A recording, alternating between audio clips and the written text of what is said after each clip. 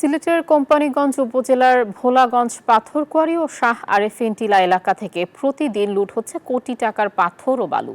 রেহাই পাচ্ছে না সংরক্ষিত বাংকার এলাকাও।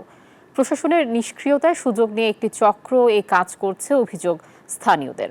আর সংশ্লিষ্টরা শোনাচ্ছেন লুট বন্ধে নানা কর্মকাণ্ডের কথা। সিলেট থেকে নাজাত আহমদ পুরো কায়স্থের রিপোর্টে বিস্তারিত ছবি তুলেছেন সেলিম হাসান। নৈসর্গিক সৌন্দর্যের জন্য ব্রিটিশরা যাকে বলতো ইডেন গার্ডেন অব প্যারাডাইস, সেই ভোলাগঞ্জ এখন লুটের রাজ্যে পরিণত হয়েছে। সংরক্ষিত বাংকার এলাকা থেকে শুরু করে ভোলাগঞ্জ পাথরকুয়ারি ও শাহ আরিফিন টিলা এলাকা থেকে প্রতিদিন লুট হচ্ছে কোটি টাকার পাথর ও বালু। বান্ডেল থাকলে প্রতি সেনমানিতে টাকা বাঁচবে। বিকাশ সেনমানি বান্ডেল কিনে জিতুন প্রতি লেনদেনে। বিগত দিনে সীমিত পরিসরে উত্তোলন করা হলেও ৫ আগস্টের পর থেকে নির্বিচারে লুট হচ্ছে পাথর ও বালু। ফলে হুমকির মুখে দেশের একমাত্র রোপওয়ে বাংকারের স্থাপনা।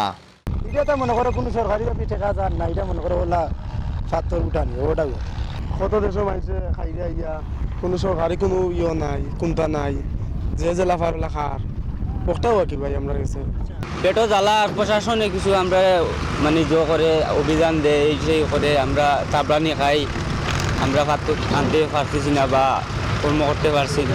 এসব ঘটনার সাথে বিএনপি নেতাকর্মীদের নাম আসলেও স্থানীয়দের অভিযোগ নজরদারি না থাকায় লুট চালিয়ে যাচ্ছে স্থানীয় বার্কি শ্রমিকরাও। আর এই সুযোগ কাজে লাগাচ্ছে একটি সংঘবদ্ধ চক্র। আসলে এখানে কোনো নেতৃত্ব নেই এবং কেউ গিয়ে তাদেরকে পাঠায় নাই, ওরা নিজ দায়িত্বে নিয়ে আসতেছে। প্রশাসনিক অবস্থা যখন নাজেহাল হয়ে পড়ে তখন কিন্তু এই পাবলিক সুযোগ পায়, সুযোগ পেয়ে এই সরকারি সম্পদ লুটি নিয়ে আসছে। এটা বাধা দেবার দায়িত্ব একমাত্র প্রশাসনের।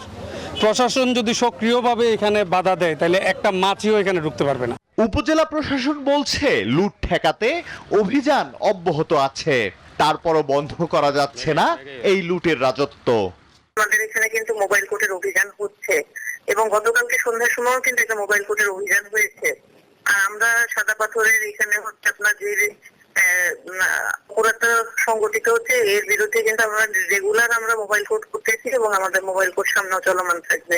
অনিয়ন্ত্রিত পাথর ও বালু উত্তোলনে পরিবেশের উপর মারাত্মক প্রভাব পড়ে। ভোলাগঞ্জ ইকোলজিক ক্রিটিক্যাল এরিয়া হিসেবে ঘোষিত না হওয়ায় আইনি পদক্ষেপ সীমিত বলছে পরিবেশ অধিদপ্তর।